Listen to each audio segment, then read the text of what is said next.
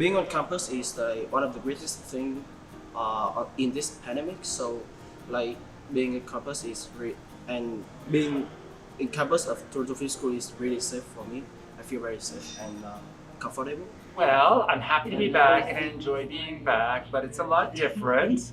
Okay, not only is it social distancing and the spacing, but I like that the classes are smaller. That's really good, and it's good. I like it.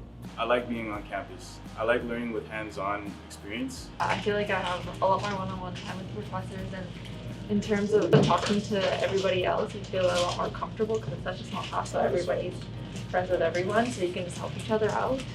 And yeah, it's easier for me to approach a teacher and ask them a question, not be shy about it, so I really like it. There's people putting in the effort to continue with going on whatever we're all chasing for as filmmakers, and we're doing that here at Toronto Film School. It feels great, finally. I feel human again.